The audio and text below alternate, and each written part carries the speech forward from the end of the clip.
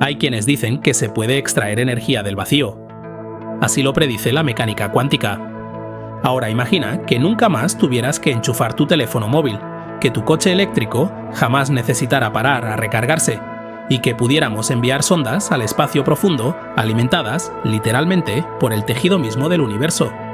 Suena a ciencia ficción dura, pero una empresa desconocida con un CEO muy relevante acaba de anunciar que ha encapsulado el infinito en un microchip de 5 milímetros. Soy Rafael González y estás viendo Novagea. Hoy vamos a adentrarnos en uno de los avances más alucinantes, audaces y revolucionarios de nuestro siglo. Hablamos de tecnología de estado sólido capaz de extraer electricidad continua del vacío cuántico. No hay paneles solares, no hay turbinas, no hay reacciones químicas ni piezas móviles. Solo la manipulación del espacio-tiempo a una escala tan minúscula que desafía el sentido común. ¿Acaso estamos ante el fin de la era de las baterías y el nacimiento de los motores de curvatura? Acompáñame, porque lo que vas a descubrir hoy va a cambiar tu forma de ver la realidad. Para entender esta revolución, tenemos que viajar en el tiempo hasta 1948 y hacernos la pregunta: ¿cómo es posible sacar energía de un lugar donde teóricamente no hay absolutamente nada? En los laboratorios de Philips en Eindhoven, Países Bajos, el físico teórico Hendrik Casimir estaba investigando algo que no tenía nada que ver con la energía infinita: los fluidos coloidales, como la mayonesa o la pintura. Estudiaba por qué estas partículas se atraían usando la teoría de las fuerzas de Van der Waals. Tras hablar con el legendario Niels Bohr, Casimir descubrió matemáticamente que si colocabas dos placas metálicas conductoras en un vacío perfecto, separadas por una distancia minúscula, digamos 100 nanómetros, mucho menos de lo que mide un glóbulo rojo, surgía una fuerza misteriosa que empujaba las placas la una contra la otra. En la física clásica, el vacío es la ausencia de todo. Si quitas el aire, la luz y el calor de una cámara blindada, obtienes la nada absoluta. Pero la física cuántica nos dice que el universo es mucho más ruidoso. A nivel subatómico, el vacío es un océano embravecido, hirviendo constantemente de partículas virtuales, fotones que nacen y mueren en fracciones de segundo. Es la llamada energía del punto cero. Al colocar esas dos placas tan juntas, las ondas cuánticas más grandes simplemente no caben entre ellas. Se crea una exclusión geométrica. Esto significa que fuera de las placas hay más caos y presión de fotones virtuales que dentro de ellas. Esa diferencia de presión empuja a las placas hasta colapsarlas. Casimir lo teorizó en los 40, pero no fue hasta 1997 cuando el físico Steve Lamoureux logró medirlo de forma concluyente. Pero aquí había un problema monumental. Las placas de Casimir son como un muelle. Una vez colapsan, se acabó. La energía se ha gastado. Para volver a extraer energía, tendrías que gastar electricidad en separar las placas de nuevo. Sería, en el mejor de los casos, una batería pésima. Entonces, ¿cómo ha logrado el Dr. Harold Sonny White, un ex ingeniero de la NASA especializado en energía exótica, crear un generador de energía continua a partir de esto? Es aquí donde entra la empresa Casimir y su chip, el Microspark. En lugar de tener placas móviles que se colapsan, han fabricado a nivel nanométrico una estructura rígida en silicio. Imagina un atolón en el inmenso océano Pacífico. Fuera del atolón, las olas golpean sin piedad con una energía caótica, pero dentro del atolón hay una laguna cristalina y totalmente mansa. Si estás en una tabla de paddle surf en esa laguna, ni te inmutas, aunque el océano alrededor esté furioso. El chip Microspark hace exactamente esto. Usando millones de microcavidades talladas en el chip, establecen unas paredes fijas. Fuera de ellas, el océano cuántico golpea furiosamente los átomos de la pared. En el centro de esa cavidad han colocado unos pilares microscópicos que no tocan las paredes. Esos pilares son la mansa laguna. Y aquí es donde entra la genialidad del Dr. Harold Sonny White y su equipo, que decidieron aprovechar el efecto túnel cuántico. El efecto túnel cuántico es un fenómeno fascinante donde una partícula subatómica, como un electrón, logra atravesar una barrera física o energética que, según la física clásica, le sería completamente imposible cruzar por falta de energía. En el extraño mundo cuántico, las partículas no son bolitas sólidas, sino que también se comportan más como burbujas, ya que son ondas de probabilidad. Cuando esta onda cuántica choca contra otra, no rebota de golpe, sino que penetra en ella y su amplitud va decayendo gradualmente. Si la barrera es lo bastante delgada, la onda no llega a desvanecerse del todo en el interior, lo que significa que existe una probabilidad matemática real de que la partícula simplemente reaparezca al otro lado intacta. Es como crear una burbuja soplando agua con jabón. Esto sucede fundamentalmente gracias a la naturaleza dual onda-partícula y al principio de incertidumbre de Heisenberg. A esas escalas microscópicas, el universo es probabilístico, permitiendo que la partícula burle las paredes de su entorno por un instante fugaz y atraviese la materia como si fuera un fantasma. Gracias a este fenómeno, los electrones excitados en las paredes atraviesan la barrera del vacío y saltan hacia la tranquilidad de los pilares centrales. Es un estado de mucha menor energía, y aquí está la magia. Como los pilares están en un entorno cuántico protegido, la probabilidad de que los electrones tengan la energía para saltar de vuelta a las paredes cae drásticamente. Esto crea lo que llaman un trinquete cuántico. Los electrones fluyen constantemente en una sola dirección, y un flujo constante de electrones no es otra cosa que corriente eléctrica continua, generada sin sol, sin calor, sin movimiento, extraída de la vibración misma del universo. Pero si esta tecnología ya existe en el laboratorio y está generando voltios y microamperios, ¿por qué no está ya en nuestros teléfonos? ¿Cómo se fabrican realmente estas maravillas tecnológicas? Fabricar el microspark no es como ensamblar un panel solar. Requiere las instalaciones de nanofabricación más limpias y avanzadas del mundo, similares a las que usan TSMC o Intel para fabricar los procesadores de nuestros ordenadores. Actualmente, estos chips se fabrican en obleas de sustrato de silicio altamente purificado. Se utilizan técnicas de fotolitografía de ultravioleta extremo, o por sus siglas en inglés EUV, y grabados de iones reactivos para esculpir las cavidades y los pilares a escalas de nanómetros. Las paredes actúan como placas fijas de Casimir, a menudo recubiertas de metales altamente conductores y precisos, como el oro o aleaciones de platino, para maximizar el flujo de electrones sin resistencia térmica. El vacío que requieren para funcionar de manera óptima en la fase de prototipado se logra encapsulando el circuito al vacío a nivel del paquete del microchip. El gran reto no es hacer que funcione, ya funciona, generando alrededor de 1,5 voltios y 25 microamperios por cada chip de 5 por 5 milímetros. El reto es el escalado. Un chip actual tiene una sola capa de estas cavidades. Imagina un aparcamiento de supermercado al aire libre. Caben los coches que caben. Pero la industria de semiconductores moderna ya domina el apilamiento tridimensional. Si en lugar de un parking plano construimos un garaje de aeropuerto de 20 o 50 plantas, estaríamos multiplicando la energía en el mismo milímetro cuadrado. Si apilamos cientos de estas capas a nivel nanométrico, pasamos de microvatios a milivatios.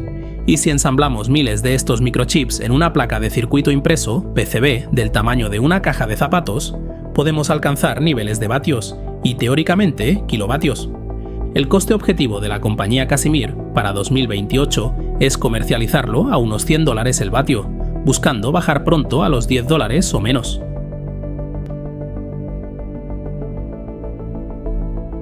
Si logramos este escalado económico, las ventajas y aplicaciones son un cambio de paradigma para la civilización. En primer lugar, podría revolucionar el Internet de las cosas y la medicina.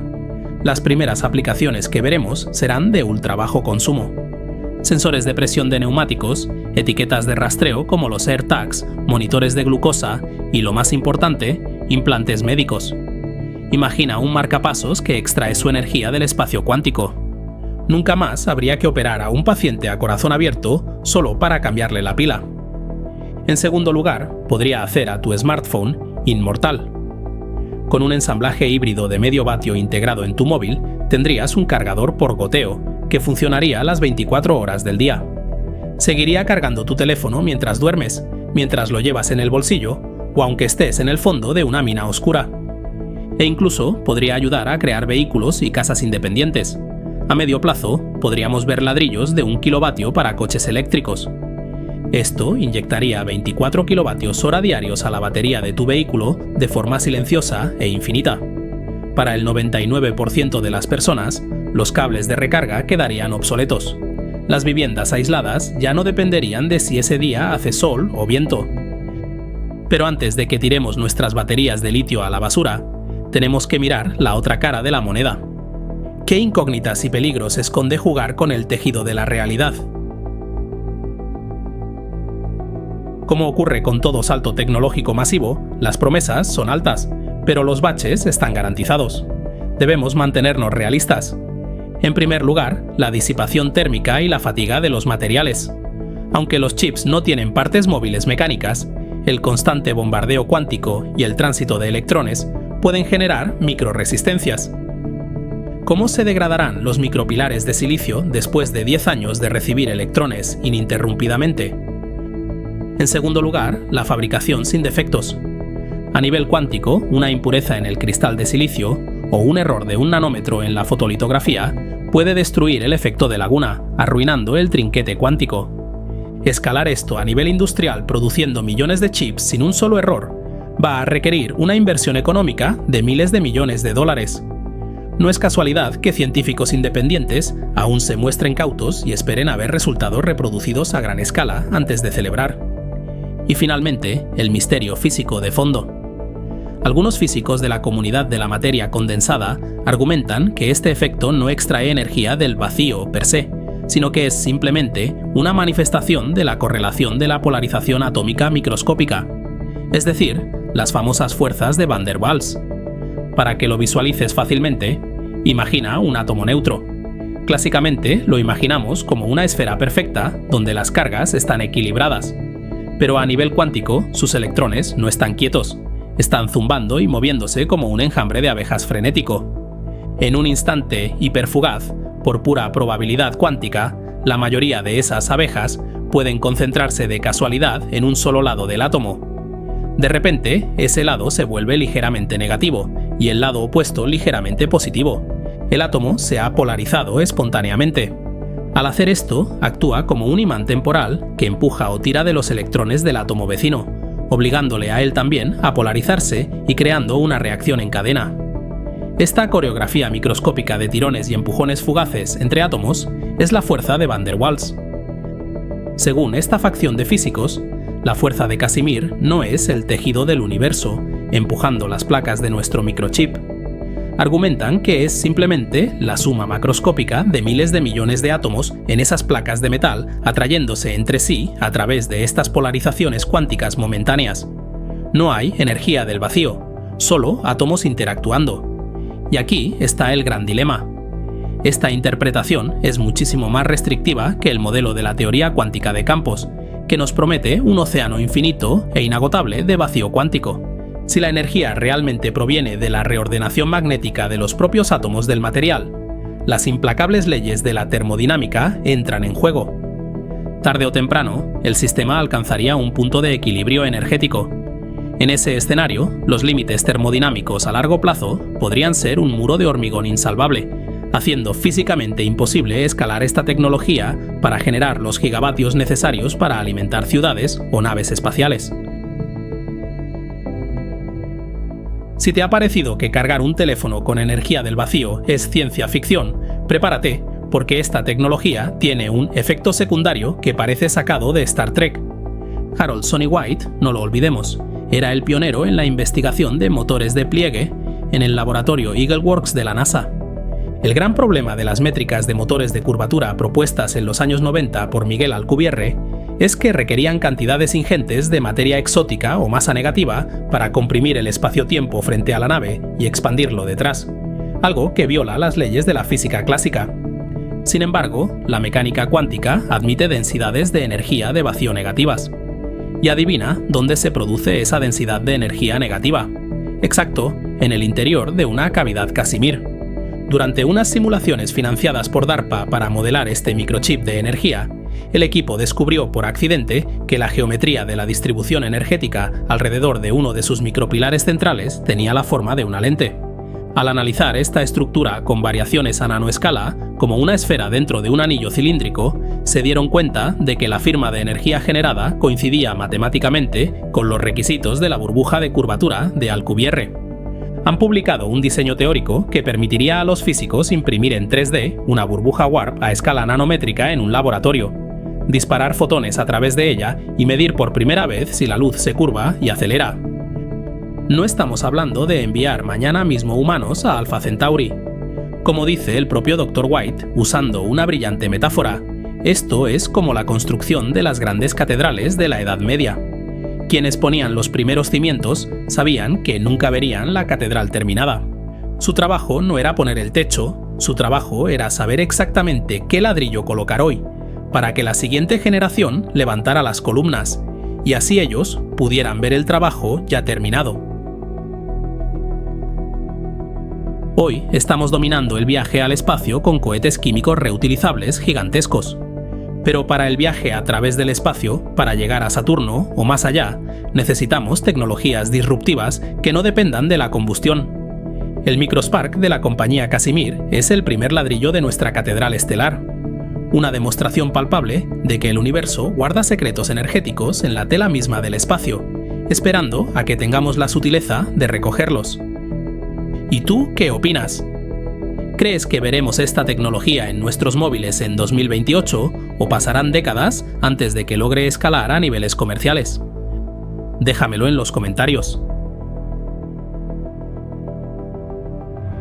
Un fuerte abrazo a los mecenas que apoyan mi independencia informativa. Suscríbete y deja un me gusta para apoyar el canal. Gracias por tu visita y nos vemos en el futuro.